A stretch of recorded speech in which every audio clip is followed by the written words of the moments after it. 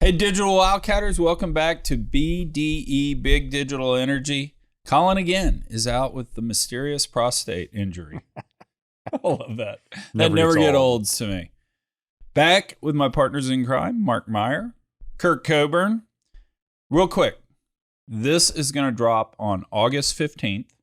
So we kind of have two important dates in history that I want to make sure everyone is aware of. August 13th, what's it the anniversary of?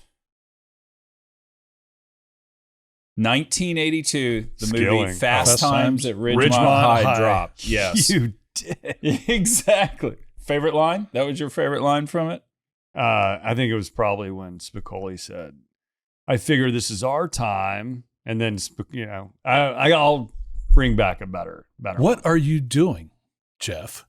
Learning about Cuba, having some food. That's awesome. What was your favorite line in the movie? That was one of them. That was one of them. The other was, people on lewds should not drive. So my favorite is at the end when he rescues Brooke Shields from drowning and blows the reward money, hiring Van Halen to play his birthday party. That was the dream sequence at the end. That was the dream sequence at the end, or the closing. How many Oscar winners, or obviously future Oscar winners, how many Oscar winners were actually involved in Fast Times at Ridgemont High? I'm going to say 3. I think it's more than that. So Sean Penn, sure, right? Of course. And actually, did he get Falcon the Snowman? Is that where he won his first one? Random movie, but I thought it was Milk that he won his first one, but maybe I think that's anyway, right. Yeah, Sean Penn. So Sean Penn, which we do need to say here, for him to play Jeff Spicoli, following him playing Alex and Taps is just say what you want about Sean Great Penn, movie. but I mean, back-to-back movie roles, two totally different characters. He is a great actor. Okay, so we got Sean Penn, we got Forrest Whitaker. Right? Jefferson. He won the Oscar for The Last King of Scotland. He did. Right. I forget. He was the football player whose Camaro got. We've got Cameron Crowe, who wrote the thing. He's won an Oscar at some point for a screenplay. I'm not sure which one. Then we've got Nicolas Cage. Remember, he's in the beginning. He's actually He's one of Spicoli's Van's weed smoking buddies. That is right. And he's obviously won an Oscar. And then I think Amy Heckerling, who directed it, won an Oscar at some point. Great scene when they're rolling out of the van at the prom. The door slides up and they're in ties and Vans and shorts, and just this cloud of smoke comes rolling out of the van. Cheech and Chong-esque. Yeah, I love that. No shoes, no shirt, no dice. Wow. Great movie. Okay, so the second anniversary we have to bring up, and this is more germane. So you're talking about August 15th. I was thinking Enron, but okay, hey. So August 14th, 2001, what happened? Go ahead. That's all I said is I know it has something to do with Enron because every time August comes we're playing by, straight here. So a dark cloud flies over the Jeff, city of Houston. Jeff Skilling resigned. And became then you became Mr. Skilling. Yeah, exactly. That's right. Are we revealing a great Mr. reveal Skilling party? is going, no way Yates Okay, let gets me Yates reiterate that that thesis or that conspiracy theory. One, it's clever, sometimes awkward commentary. And as I've said, Chuck has the highest awkward threshold of any human being I've ever met, which is good for a media personality who touts his appearances on TMZ, which led to another victory this weekend. Thank you. 2, he has time, right? I did have time there for a while. You're currently, and 3, he knows the business. So, but the reason we know for a fact I'm not Mr. Skilling is because the other one that you cited in support of that was what? He despises a firm. Oh, yeah. He does not despise Kane Anderson enough. And he does dislike Kevin McCarthy a little bit at Kane, but not enough to be the congressman, the Speaker of the House? No. But wait a minute, Chuck. I think part of that is your alter ego. You can't be too harsh on, because you're already harsh enough publicly. No, I'm not. The non-disparagement agreement says I do. All right. So, Mark, you got a mystery item. What's the mystery item? My mystery on item is August 14th. So we're kind of playing with the 13th, 14th, 15th here. Is that right? So go ahead. Today is Pakistan Independence Day. Really? I lived in Karachi for a couple of years. And then when I was in the States on the buy side, the analyst that worked for me, her birthday was on 8/14. I always wished her a happy Pakistan Independence Day. Nice. I like that. I'll go one more while we're doing this because it's more appropriate this week. Do you know what August 16th is? First day of school? It is the day Pete Best got fired as the Beatles drummer and replaced by Clarence. Exactly. Replaced by Ringo Starr. And it's always very awkward because, one, who would want to sit next to that guy in the pub? You know, you can have a shittier day. Pete Best had a shittier day than any of us have had. That being said, it's always awkward because on August 15th, Ringo Starr always tweets out, "Today is the day John and Paul asked me to join the Beatles." All right, let's jump in. What's going on in China, Mark? This is crazy. Well, Reuters and The Guardian had a little more detail, but just a headline about, we're worried now about demand, and it's related to crude maybe faltering here a little bit. I'd say faltering is down at 82 and change that at my last look from, flirting. It's still summer, so news stories are pretty slow. Flirting with 85. And this was really sparked by, there's been a lot of discussion that I haven't been able to delve into over the weekend around Chinese banking and liquidity, et cetera. But the main data point that it looks like created a bit of a shoot first, ask questions later was last month's inflation print for China was actually deflation.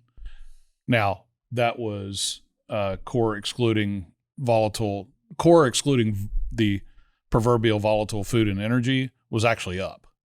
So this was primarily a function based upon digging a little bit to the Guardian commentary around mainly food, driving the month data point on year-over-year deflation.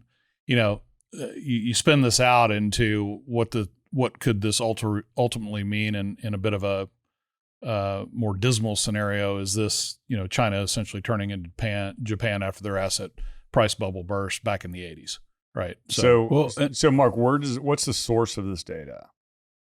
The source of the data would have to be one of the official Chinese data publications, which, like the crude adjustment factor, always raises some data quality concerns. Like my kids when something's broken. Yeah, yes, exactly.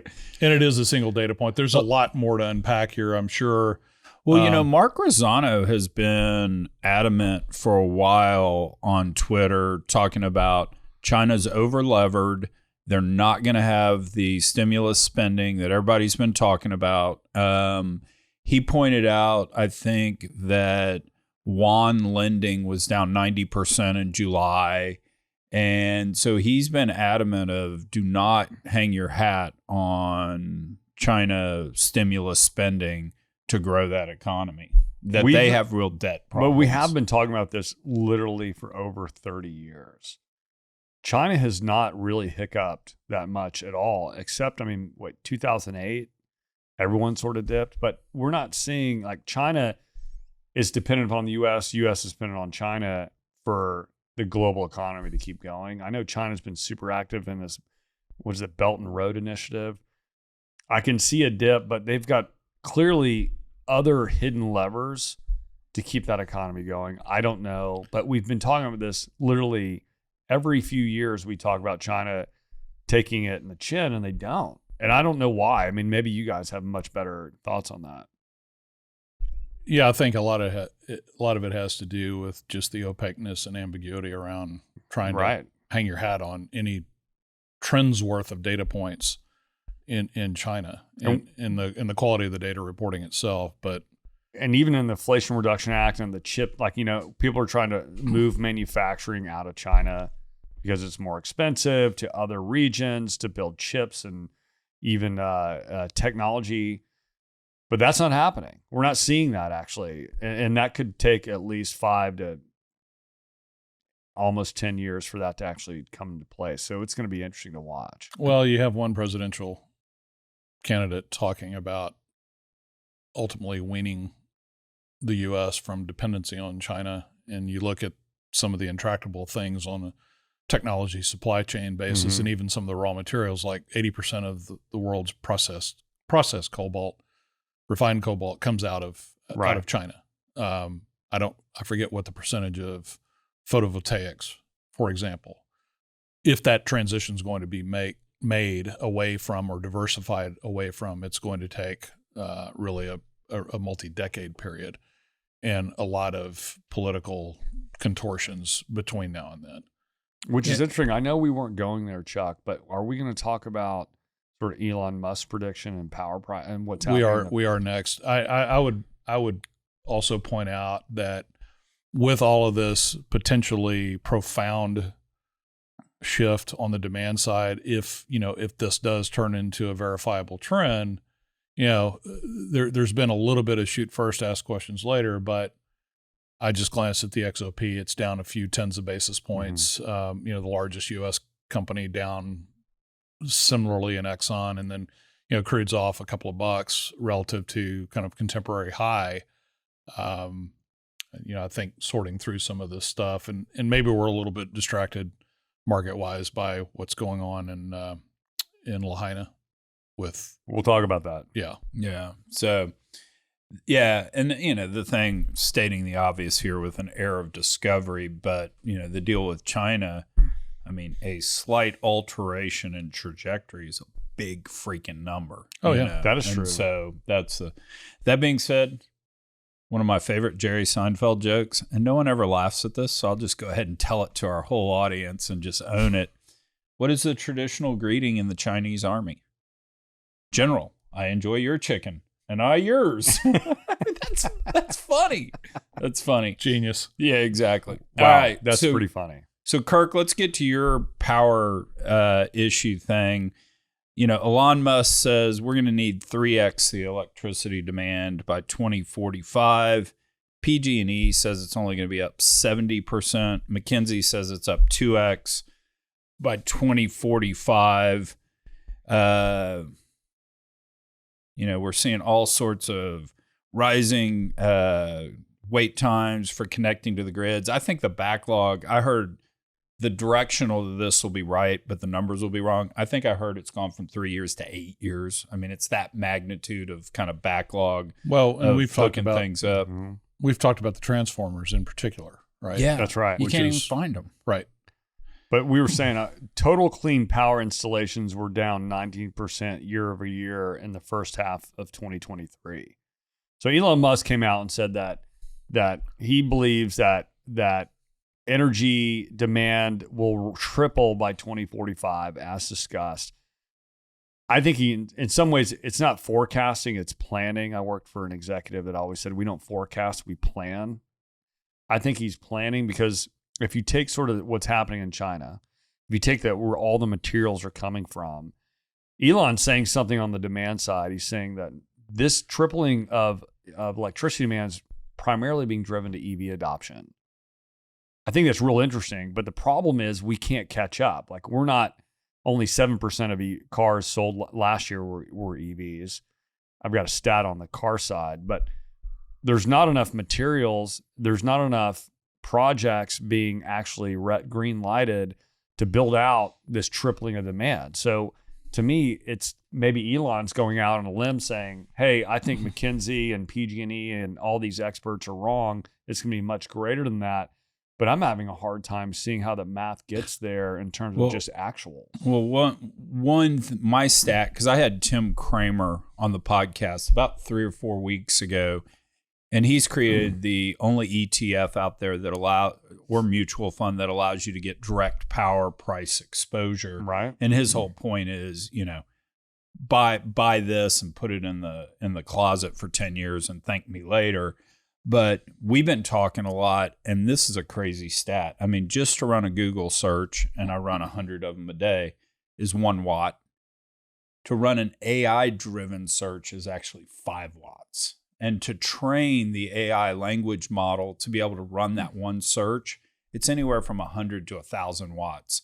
So I guarantee you that's not baked into the number. And AI is going to be embedded in everything on the planet. And the initial training run to connect it to emissions and climate, the initial training run of the typical AI model emits as much as your average American vehicle over five lifetimes, 5x over the lifetime of the average ICE vehicle. And we do need to have someone on the show to talk through this, but like data centers, like, you know, the biggest data center providers are running out of space and they can't build them fast enough. The problem is you can't build them because there's no power. They don't have enough power to actually power these data centers. So we're getting increasingly out of sync if we've narrowed the choice for new generation. We're not addressing what we've talked about, which is really it's always back to the grid. It's always about the grid, stupid. We're narrowing the choice of generation. And in past shows, we've talked about what's going on with things like offshore wind. Timelines are getting pushed out because of the reset on things like bids, because of, you know, regulatory or tax uncertainty, and more importantly, what's going on with the inflation aspect of all of this build out. So I happen to believe that the numbers that you've cited on the multiplier of electricity demand related strictly to AI are pretty severely that came directly from That's a senior intuitive, executive, one of the largest data center providers. I guess what I'm saying is I'll take the over on that. Well, and let's bet on the over even more, because Mark, you made this point a while ago on the show. The IRA came out and didn't say, "Hey, we want lower emissions. Market, go figure it out." It came out and said, "We want electric vehicles." Period. And we've talked about that and my tinfoil hat conspiracy on that. I mean, Bitcoin mining's real. You know, you may not believe it, whatever, but it is real, and it uses a lot of the Xbox. I feel almost like guilty talking about Bitcoin mining without Colin in the room. Yeah, his eyes light up. His brain starts mining when we're talking about mining. He had not to go off on a tangent here, but he did have an interesting entrepreneurial idea on the drive up to Oklahoma, where he thought about, you know, using flare gas for Bitcoin. Why don't you co-locate a crematorium? Yeah, right. And he was asking for names of the business. So the basement of the Brown Palace Hotel in Denver actually housed a crematorium for years, and I kid you not, they made the Melba toast in the crematorium. Oh shit! Whatever the device is that burns people. But that's why the Brown Palace had the best Melba toast forever. It was incredibly crisp because they could get it so hot. I used to make a quarterly trip and stay at the Brown Palace for a long ago board rotation. Do you remember what's the older tavern on the lower floor? Churchill's. Ships. There's Ships Tavern, and there's also Churchill's. There was a waiter in one of those in the older of the two, and I apologize to Denver preservationists and historians, but there was a waiter, this was back 10 years ago, who had been working there since 1964, which is... That's a long time. It's longer than all three of us combined have ever held a job. If walls could talk, that's a living talking wall right there. Yeah. So anyway, interesting. So another data point. So I've come off the mountaintop experience from Nantucket down to the valley. Good. And I'm glad you didn't mention my Mississippi mud flap, or what'd you call it earlier? The Kentucky waterfall, the Tennessee top hat, the mullet. All business up front, party in the back. The hockey hair, the 1090, the achy, breaky, big mistakey. Ooh. But it's hot down here. And is it too bright, or is your future so bright you got to wear shades? I just figured, my wife said, you know what? We're giving you a mullet for the show. I've gotten feedback from people. Did she do it herself? Yeah. That's awesome. It's awesome. She's great. She's good at that. But I've had feedback. Welcome back, Mark, because first, people complained last show to me specifically that we missed that Mark guy. I'm like, dude, you're one of my good friends. They're like, yeah, we missed that Mark guy. It was my girlfriend that was complaining. Where was Mark? I don't know. I'm in the market for a new car. I am tired. I have massive range anxiety. And my luxury EV and mullets don't go together. So I've been looking at cars. There's a lack of inventory. Yeah. But if you want an EV, I don't care what manufacturer, but I'm looking at sort of top high-end EVs. They are gluttonous. There are so many EVs available. I see a crash coming, or there's so many EVs that have flooded, but people aren't buying them. Maybe it's because of the inflation. Maybe there's fears, but I'm like, there's something really wrong here with the demand supply premium here. And it has to do with energy. It has to do with lack of infrastructure. Mark my words. I think as penance, you're going to need to drive my 2013 6.2 liter Raptor for at least a year. I've been trying to convince my wife that I want a Caddy and one of those old Fleetwoods, but I just can't get that. What are you trading out of? What? What are you trading out of? You mean what car? What's the source of your range anxiety? It's 200 miles. Tiny. Okay. That was clearly, I'm not going to tell you. You're not trading into another EV or even a hybrid. Oh, I'm going back to fuel, where you fill it up and you can find a fuel station every, depending if you're in a city, you can find them every 100 yards. But when you're on the road, I can make it from one fuel stop to the next. So I saw Toyota's coming back with a new iteration on the Land Cruiser with more of an FJ form factor or body style. Yeah. I was still kind of on the fence about those are whether cool I cars. like that. Well, I did drive the Tesla X for 6 years, and it was an amazing Wait, is this car. when you had your jet? This is back when I had Oh my my jet. gosh. Yeah. The irony. We have one of them. It's you. I had a jet, I had a Hummer H2, and I had a Tesla X. God, It didn't matter what investor I was talking to. I had something I admire covered. you. But anyway, Mark's heard this story, but you'll have to sit through it, Kirk. So one day, I forget to plug in my car. And I live down in Richmond, 25 miles out of downtown. I get in my car. I'm heading to work. I got 88. Hang on. Yeah. You live in the Richmond house. I live in the Richmond house. So if you say Richmond, you're the map is your house. He's the mayor. Yeah, it was actually a fine dining restaurant back in the 60s named the Richmond House. And the Troutwines did not believe in paying income taxes. So like if you were a waiter and they withheld from your paycheck, they didn't send that in. So the federal government owned my house. Money laundering in restaurants? From about 72 to 74, literally chain around my house with a big old padlock on it. But so anyway, I get in my car. What I'm color was driving this Tesla? It was white.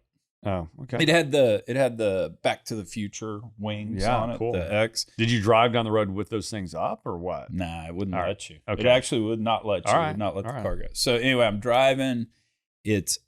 I've got 88 miles of range. I have a meeting in the Woodlands that day, etc.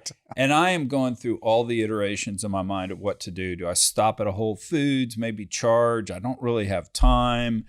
I had an apartment at the time, more towards downtown. They had a charger. I couldn't really figure that out. I finally just drove into the office. I walked in and I said to my assistant, Stacy, I'm really sorry, but you're just going to have to take my car, drive 5 miles north of town, charge it, and bring it back to me. And I've got to leave in 2.5 hours. And she looked at me and she goes, Chuck, you've officially become a prick. So range anxiety is real.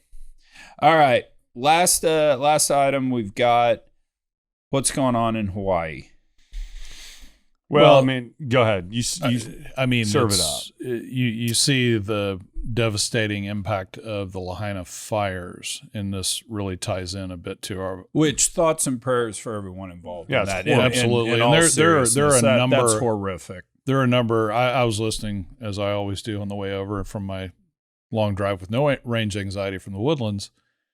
Shane Victorino, who's a retired MLB player, is a native of Maui and Lahaina, and there are a number of sports figures. I saw an MMA fighter who have set up BJ Penn? No? Female. Oh. Set up a there's a lot of direct donation type of alternatives. People are on the ground really trying to make things happen. And unfortunately, the last data point I saw, in about 2 to 3%, with only 2 to 3% of the burned buildings searched and confirmed, they've found like 93 people. So it's a devastating situation, and there are multiple avenues set up to provide help. I'm sure they want disaster tourists to stay away, right? To be able to conduct the recovery operations, and so it seems like it's all in the midst of this chaos. It's you got a lot of high profile support that is helping get things organized pretty quickly. But I've been digging into this, Chuck and Mark, and Hawaiian Electric Industries, their stock dropped nearly 40% on Monday because which is today, but we are releasing this tomorrow, so I want to act like. But stock's way down. There are concerns that the WAPO even mentioned report questioning if Hawaiian Electric took adequate safety measures because there are warnings about these potentially dangerous fire conditions due to high gusts. Like the high 75-mile winds would knock down these poles. And Lahaina also, like, there's a lot of brush. We've talked about this, about wildfires in California and the Pacific Northwest being caused because the forests in the area have not been adequately managed, so that there's all this brush fire, so that when fire hits, you get wind, you get a lot of brush fire. Like it's a time bomb. There's also lawsuits that have already popped up through this because they failed to shut off the power during high periods. And what's interesting is one of their executives mentioned, we don't have an established shut-off protocol, and that precautionary shutoffs require coordination with first responders. So Hawaiian Electric's almost admitting that we didn't have any like real safety protocols. And a lot of people are starting to point the finger that this is a preventable issue here. And clearly, what do you guys think? I read a story. Don't know if this is true, and we should let facts come out, certainly before lawsuits and probably before even commenting on. But we're podcasts. the first to break a lot of things. Here on this podcast. That is true. But there was actually talk that early in the fire it was contained, and then the fire trucks and first responders sort of stepped back and said, "Oh, we've got it contained," knowing that there were going to be high winds later in the afternoon. I mean, you're right. Hawaii's known for the trade winds that run through. And so there's that. There's also been conspiracy stuff out that the federal government has trying to reclaim some land. Eminent domain, right. Eminent domain.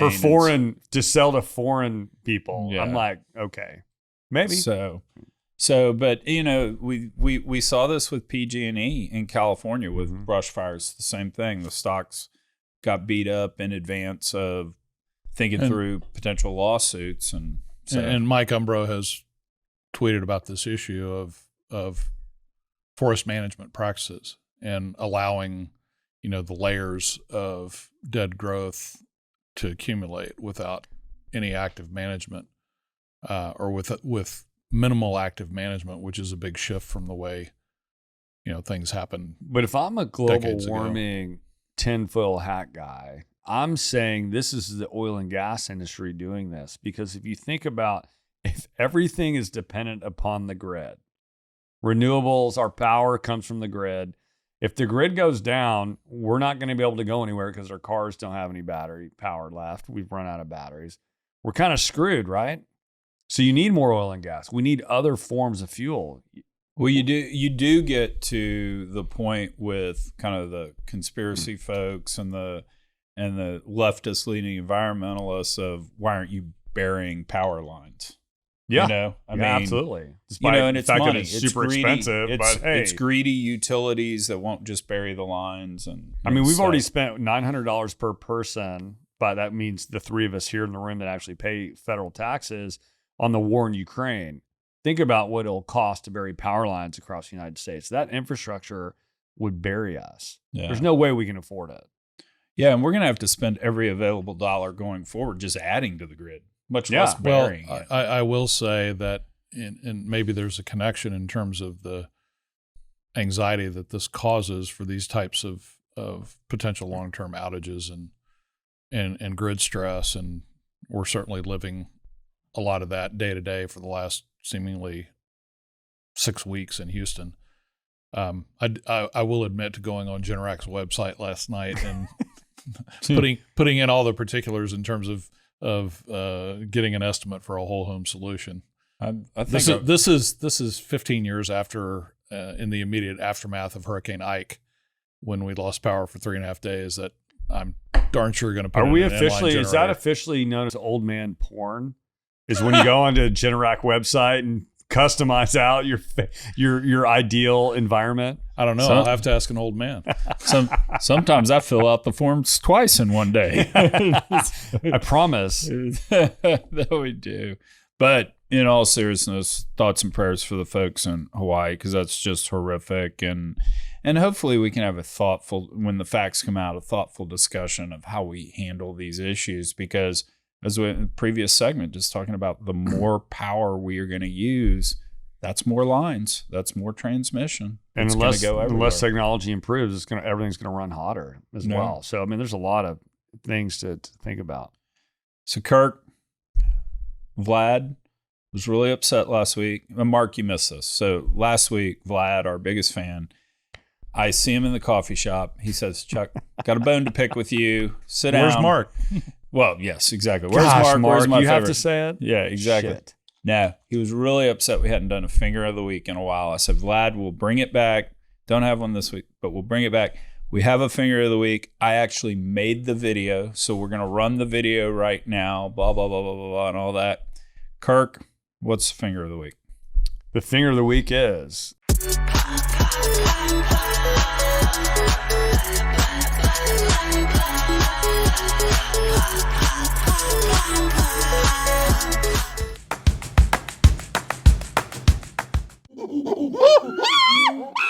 Nestle Toll House cookies have been recalled. And you're like, why could they be recalled? What could possibly be the problem? Is Cookie dough. the cookie dough, because they found wood chips inside of it. And I eat that stuff raw. I mean, I've been known to. Oh, we got stacks of it in the fridge. Yeah. Where does the wood come from? Like, who the hell does that? That's just wrong. Kids eat this. Twitter's awesome because people are like, I love the wood, like extra wood. It's hilarious. There's so much ratios going on right now. It's hilarious. So anyway, screw Nestle. That's just wrong. The Toll House cookie, cutting corners on the Toll House cookie. Where extra filler. It's natural. Horrible. All right, everybody. If you enjoyed this week's show, and I have no idea why you would have, but if you enjoyed this week's show, tell your friends about it, subscribe to it, hit us up on Twitter, LinkedIn, all social media, and join us next week when we'll be back, and we'll see if we can drag Colin back from his prostate injury.